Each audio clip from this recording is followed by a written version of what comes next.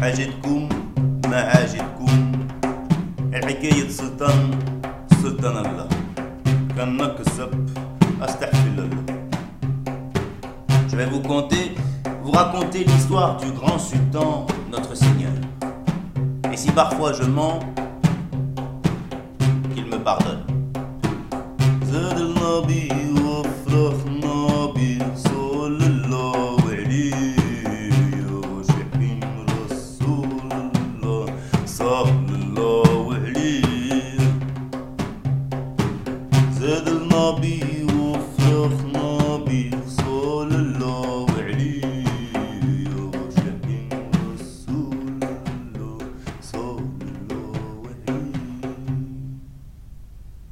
Mais avant de commencer, il faut que je rende hommage à mon maître et ami, Alif Mansour. Il est connu en Tunisie comme un grand conteur, un maître de la parole, comme la mémoire vivante de ce pays. Et je suis allé jusque dans le sud de la Tunisie pour entendre par sa bouche les histoires qui l'ont rendu célèbre. Quand je suis arrivé dans son village, Alif Mansour était occupé, il jouait au domino devant sa maison. Et ça avait l'air sérieux, très sérieux, presque grave. Je crois qu'il perdait. J'ai attendu qu'il termine. Alif Mansour s'est levé, il a pointé un index rageur vers le ciel.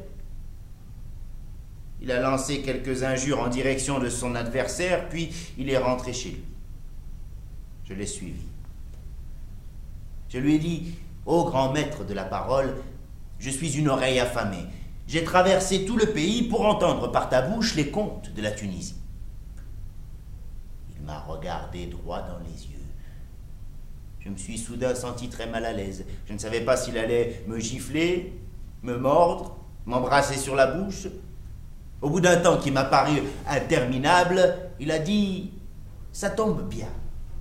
Demain, je dois me rendre à Gafsa, chez un ami, et j'ai besoin d'un chauffeur pour conduire ma voiture. Alors, si ça te convient, on discutera en route. » Et c'est ainsi que le lendemain, nous sommes partis pour Gafsa. La Peugeot 404 beige de mon ami Alif Mansour chauffait très vite et nous avons dû nous arrêter pour la faire boire.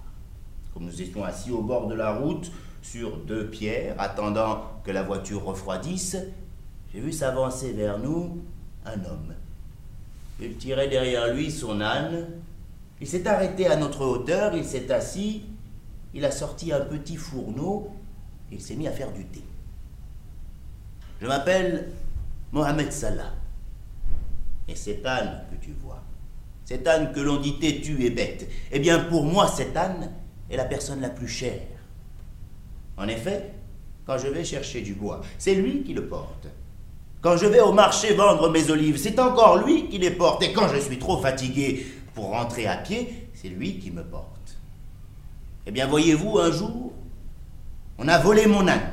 Oh, j'étais comme fou. Je me suis rendu sur la place publique de Gafsa. J'ai crié que celui qui a pris mon âne me le rende avant la nuit tombée. Sinon, je ferai ce que mon père a fait. Et je suis rentré chez moi. À l'heure où le soleil devient rouge, on frappe à la porte de ma maison. C'était mon voleur. Il tirait derrière lui mon âne. Il s'est jeté à mes pieds, il s'est barbouillé le visage de terre, il m'a dit « Mohamed Salah, par pitié, voici ton âne, je te le rends, je l'ai bien traité, il a bu, il a mangé, mais par pitié, Mohamed Salah, ne fais pas ce que ton père a fait. Tu me ramènes mon âne, le soleil n'est pas encore couché, tu as de la chance. Je ne ferai pas ce que mon père a fait avant moi. Mais tu devras rentrer jusque chez toi à quatre pattes. Et si une seule fois tu relèves la tête pour regarder la lune, alors je ferai quand même ce que mon père a fait. Eh bien, croyez-moi si vous le voulez, mais mon voleur a parcouru les 7 kilomètres qui le séparaient de chez lui à quatre pattes. L'histoire de Mohamed Salah m'avait plu, je la trouvais drôle. Mais toutefois, il y avait une question qui me brûlait les lèvres. Mohamed Salah, dites-moi, votre père, qu'a-t-il fait, lui, quand on lui a volé son âne? Mon père? Mais mon pauvre père n'a jamais eu les moyens de s'offrir un âne.